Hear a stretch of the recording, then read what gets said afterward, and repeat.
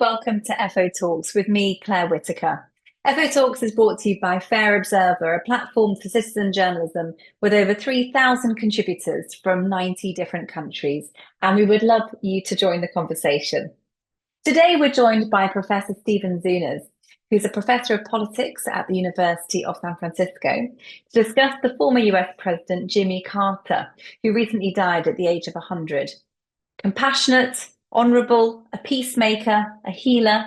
Those are the words that have been used to describe the former president and Nobel Peace Prize winner.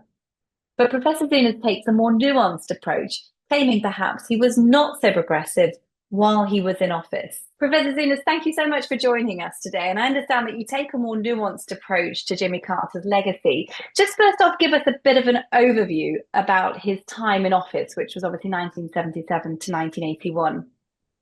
While he has received well-deserved praise for his legacy, particularly in his exemplary work as a peacemaker and humanitarian, his policies as president in many ways were contrary to this. He appointed some very hawkish figures to key positions in his administration who led the foreign policy efforts because, after all, he was only a one-term Georgia governor, didn't have much foreign policy experience, so he had to rely on these more traditional Cold Warriors from the foreign policy establishment. He increased military spending. Despite his human rights rhetoric, supported a number of pretty horrible dictatorships that were allied to the U.S. during the Cold War. And he ended up dramatically increasing military spending. In many ways, people argue the so-called Second Cold War, after that period of détente, didn't begin with President Reagan, but in fact began in the second half of the Carter administration. And I think you've also argued in some recent articles that he was also propping up some pretty nasty dictatorships. Just run us through those, if you will.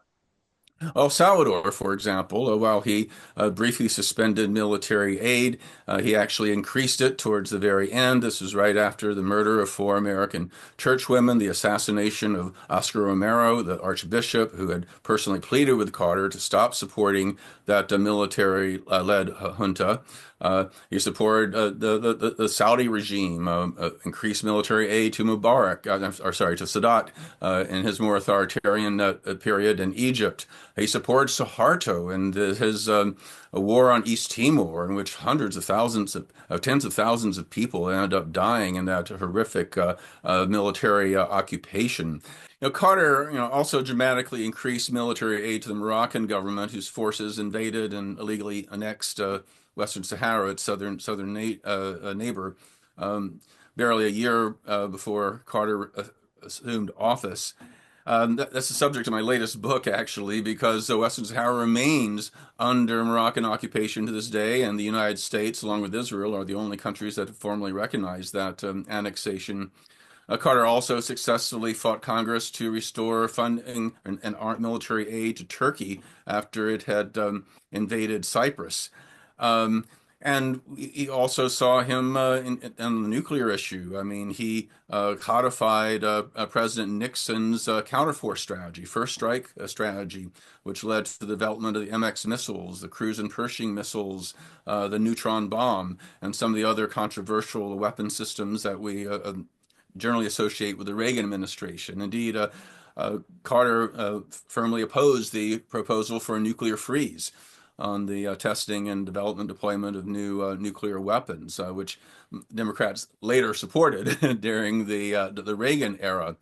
So again, he did take these pretty hardline, positions in many respects at that time. Though again, as an ex-president, he came to regret some of these.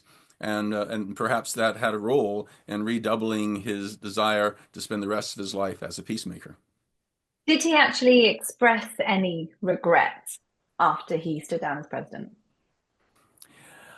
Not directly, but he implied it on a number of occasions, and I think he found it, more important to uh, show by example what can be done and what should be done. And I think he really underscored the importance that the United States uh, can do good in the world if it chooses to. Why why then is he known as the sort of the human rights president? Is that us looking back really at his legacy post his time in office, or was there anything during his time in office that really made that phrase really relevant? Well, he actually raised human rights as a key issue, and he was responsible for the release of hundreds of political prisoners in Latin America and Eastern Europe and elsewhere. He did suspend military aid to Guatemala and Chile and some of the worst regimes in our own hemisphere. And he talked about human rights in the campaign trail, such a contrast to the amoral realpolitik of the Nixon Kissinger years. And he negotiated the Panama Canal Treaty, and he increased aid to the developing world. So he had a number of fairly progressive policies on one level, but at the same time, he did unfortunately was not able to quite break away, from the Cold War paradigm as at the time, and it demonstrated, I believe, that even a moral man placed at the helm of a machine designed for frankly imperial domination can only steer it so far from the direction for which it is designed. And from your kind of your research on his time in office, do you feel that he tried to change that machinery? You talk about it as being a sort of an imperial machine almost, or designed for imperial means. Did he try to change things? I think so. I mean, he recognized that what we then called the third world, the global south, was key. That the struggle was not just an east-west struggle, but in many ways a north-south struggle. He appointed the first person of color to the important role of United Nations ambassador, Andrew Young, a former congressman and black civil rights leader. And he really found it important to recognize that the majority of the world was not really being listened to. He recognized the People's Republic of China after decades of pretending that Taiwan was the representative of that vast nation, and did a lot to, I think, at least bring talk of human rights to the forefront, even though he was rather inconsistent, frankly, in his willingness to have that be a cornerstone of U.S. policy. And let's just look briefly also at his role in the Middle East. Did the actions he took make peace in the Middle East more difficult? Well, he certainly tried to make peace in the Middle East. I think, obviously, the Camp David Accord, which led to peace between Israel and Egypt, its largest and most formidable adversary, was largely seen as a positive thing. Carter and Sadat insisted that there would be a part of the treaty that would lead to genuine autonomy for the Palestinians in the West Bank and Gaza, including East Jerusalem. But he was thwarted in that when the Israeli government didn't go through on their end of the bargain. And neither he nor subsequent presidents enforced that, even though officially the United States was the guarantor of that treaty. And this approach of making peace between Israel and its Arab neighbors without addressing the Palestinian issues has denied the Palestinians in many ways the one leverage they had in terms of getting Israel to withdraw and allow them to have a viable independent state. So, in certain ways, this was a setback in the Middle East, even though there was a lot of hope at the time. And indeed, it was it was almost more of a tripartite military pact than a peace treaty, because part of it also included dramatically increased military aid to both Israel and Egypt, which has continued to this day, while, of course, the situation on the ground for the Palestinians has only worsened. So, was he a worthy Nobel Peace Prize winner in 2002? What did he do that actually made him deserve that prize? Well, certainly he certainly did deserve it, and it was very much part of his work as an ex-president with the Carter Foundation, um, going to observe elections, and as countries have tried to democratize development projects. His foundation is the Carter Center is largely responsible for the elimination of the guinea worm, a disease which ravaged millions of West Africans, for centuries. He was served the role as a mediator, bringing an end or at least lessening conflicts between various nations. I mean, a lot of ex-presidents end up on corporate boards. They go around giving speeches and making lots of money, hanging out in golf courses. But Carter worked as long and hard as he could, even helping to build houses for poor people through a habit for humanity. There's amazing videos and photographs of him even well into his 80s, climbing up on a ladder and hammering nails. Really, he tried to really walk the talk of his view as a Christian, as a man who really did care about ordinary people. Yeah, interesting you mentioned the fact that he was a Christian because he was very open about his sort of his spirituality and his values. So looking back really to his time in office compared to his time after, can I just ask you again whether you feel he really wanted to enact positive change, but was thwarted by the machinery that he found himself in? And perhaps afterwards he was able to, act with a bit more freedom. I think so. I mean, I think he did become, more critical of U.S. militarism and support for autocratic regimes, and much more vocal around the Palestinians and their rights. He had a book, bestseller back in 2006 called Palestine, Peace, Not Apartheid, and where he warned that Israel's continued occupation and colonization of the West Bank would make a viable two-state solution impossible, and Israel would have to impose an apartheid-type system in order to maintain their control. And of course, history has shown that's exactly what has happened. But at the time, he got incredible criticism from not just Republicans, but from many Democratic leaders as well. He was even denied uh, an honor that most ex-presidents have to speak before their national convention in subsequent years. And he did this knowing there would be a lot of flack about it, but he thought it was very important to forcefully raise this issue. And he didn't do it because he was anti-Israel or anti-Zionist, or quite the opposite. He believed it was for Israel's own best interest to make peace. So in many ways, he was allied to the Israeli peace movement and moderate Zionist groups that oppose Netanyahu and his policies. But the fact that he wasn't able to push harder for a Palestinian state, in fact, he didn't even openly support the existence of a Palestinian state per se when he was president, I think is just one of a number of examples of where he perhaps felt constrained, Mm. by the foreign policy establishment and the overall thrust of U.S. policy, particularly when it comes to the actions of allies. In terms of his sort of his doctrine, we know a lot about the Reagan doctrine. What was the Carter doctrine? Well, the Carter Doctrine actually came as a result of the failure of the Nixon Doctrine. The Nixon Doctrine came after the British, under Harold Wilson, announced that they were withdrawing strategic commitments from anywhere east of the Suez, meaning the Persian Gulf, where the British had been the primary outside power, was seen as a strategic vacuum. The various emirates that Britain had has protectorates for some time finally became independent. But Nixon realized that if we sent in a lot of troops, for example, there was this leftist uprising in the Sultanate of Oman, given the atmosphere in the United States around Vietnam, they would not be open to seeing the U.S. Get militarily involved in another theater.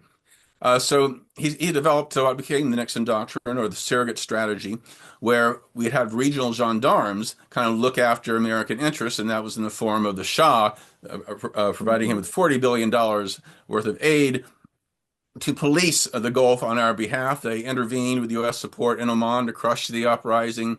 And that seemed to be working fine, of course, until the Shah was Just brings to overthrown and all these mind the sophisticated hostage weapons crisis. ended Yeah. up in the hands of the Iranians. They seized American hostages and the like. So Carter came in with what became known as the Carter Doctrine, and that was that we would have forward operation bases, not troops per se, but a rapid deployment force that could move into these areas on very short notice with overwhelming firepower. So it wouldn't be a dragged out long counterinsurgency war, like Vietnam, but we wouldn't rely on unstable allies either. This later evolved to the Central Command and was the basis of what military actions that followed in the Gulf War and then the invasion of Iraq. So this militarization of the Gulf, with a strong U.S. Role there, was something that was actually initiated under Carter. Yeah, I think because the problem is the fact that he was then succeeded by President Reagan. People think of him as the kind of, I don't know, the more militaristic, perhaps the stronger president. Hmm. And in comparison with him, Carter is seen as by some he's seen as weak. You Yes, and dispute it's that ironic then? too, because at the time, there was a lot of, as I noted, a lot of dissent within the left wing of the Democratic Party about his policies. He was challenged in the primaries in 1980 by Senator Edward Kennedy and Governor Jerry Brown, both of whom criticized him for being too militaristic and not concerned about human rights enough. And in fact, the Democratic Convention in New York City in 1980, where Carter was renominated, actually had more protesters than the infamous 1968 Democratic Convention in Chicago during the Vietnam War. Oh So, wow. this was there. There was a fair amount of dissent at that time, but then compared to Reagan's militarism, of course, it paled by comparison. And Carter, of course, later went on to oppose the Gulf War, oppose the invasion of Iraq, and oppose much more openly the more militarized aspects of U.S. foreign policy. Do you think that his legacy is being sort of used as a bit of a political football, bearing in mind we've got Trump about to take office, calling him we, we've got Biden saying he's all about character. Like, is his legacy just being used for political purposes now? Well, certainly. I mean, I think almost any former president's legacy has been used for political purposes, either through exaggerating their strengths or exaggerating their Mm. weaknesses, compared to the Whoever depending which follows. party or you are supporting. Yeah. But I think that what I think is has been particularly evident in the and remembering Carter, and yes, you can call this political posturing, but I think there really is some merit to it. Is that he was a deeply moral man. He was a devout Christian. He was an honest man, and he really wanted to do good for the world. And that is such a contrast with our incoming president, who is so narcissistic and is so much more about himself and his own self-aggrandizement, and very little about principle. And I think that their character, I think, in many ways more than their policies per se, is the real contrast I think a lot of people are noting at this point. Yeah, I think the contrast is for everyone, it's like quite remarkable, isn't it? But just to sort of throw it out there, do personal moral principles, do they matter? If you're the president of the United States of America, isn't it more important to put the interests of your country first above others, no matter what it takes? Well, ultimately, I think what a moral foreign policy would be like, and a self-interested foreign policy, there's really no contradictions because, I specialize in the Middle East, and I found that, when you ask the question about why they hate us, they meaning the Islamist extremists who've attacked America, um, and from what I know of the Middle East, it's not like people in that part of the world, hate our freedom and democracy. Polls show most people in the Middle East would like more freedom and democracy. What they don't like is the fact that U.S. policy is not about promoting freedom and democracy. It's about supporting authoritarian regimes and occupation armies. It's not when we're not attacked because of our values, but when we stray from those values. When the U.S. took a principled stance during the Suez crisis, we were very popular in the Middle East. But when we violate these norms in situations like invading Iraq and supporting Israel's horrific war on Gaza and the like, and that's when we get in trouble. That's when people don't like us. So I think ultimately there's no contradiction between having a foreign policy based on our values and a policy that really does look at America's long-term interests. Because there would be no ISIS if we had not invaded Iraq. We wouldn't be dealing with a lot of the situations we're dealing with now if we had pursued a policy that was more along the lines of our stated values of human rights, democracy, and the rule of law. Thank you so much, Professor. Thanks. Before we go, I'll just do a quick plug for Fair Observer. FO Talks is brought to you by Fair Observer, a platform for citizen journalism with over 3,000 contributors from 90 different countries. And we would love you to join the conversation. So please do sign up for our newsletters, follow us on social media. You can subscribe to our channel, and of course, you can write for us too. We'd love to hear from you. Join the conversation at Fair Observer and subscribe to our YouTube channel.